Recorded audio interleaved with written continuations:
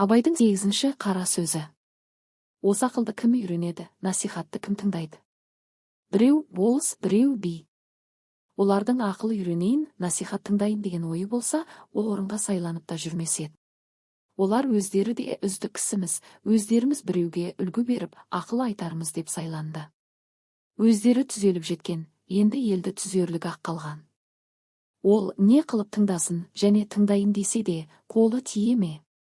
Басында өзіндік жұмысы бар, ұлығымызға жазалы болып қаламыз ба, елдегі бұзақыларымызды бүлдіріп аламыз ба, немесе халқымызды бүлдіріп аламыз ба, яки өзіміз шығындап, шығылымызды толтыра алмай қаламыз деген ебіне қарай біреуді жетілтейін деп, біреуді құтылтайын деген бейнетінің бәрі басында қолы тимейді.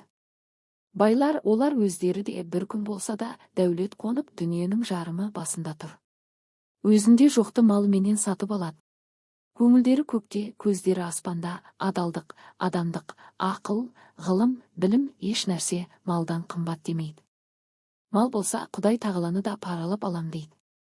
Оның діні, Құдайы, халқы, жұрты, білімі, биаты, жақыны. Сөзді қайтып ұқсын, ұғайын десе де, қолы тие ме? Ол малды суармақ, тойғызбақ, саудасын жиғызбақ, күзеттірмек, ұры бөрі, қыс, суық сұғанақ, солардан сақтанбақ, солардан сақтарлық кісі таппақ. Оның бәрін жайғастырып, аяғын алып келіп мақтанға орналастырғанша қашан қолы тимейді. Енді ұры залым, сұмсырқия өздері де тыңдамайды. Онша-мұнша қой жүнді қоңыршалар күнінде көре алмай жүр. Аналар анадай болып тұрғанда, білім, ғылым, ақылды не қылсын? Және де білім, ғылым кедейге керегі жоқтаяқ, бізді не қыласың, ана сөзді ұғарлықтарға айт дейді. Оның өзгеменен ісі жоқ, ана алдындағы үшеуіндей болған жанның ойында ешбір қайғысы, мұңы болмаса керек.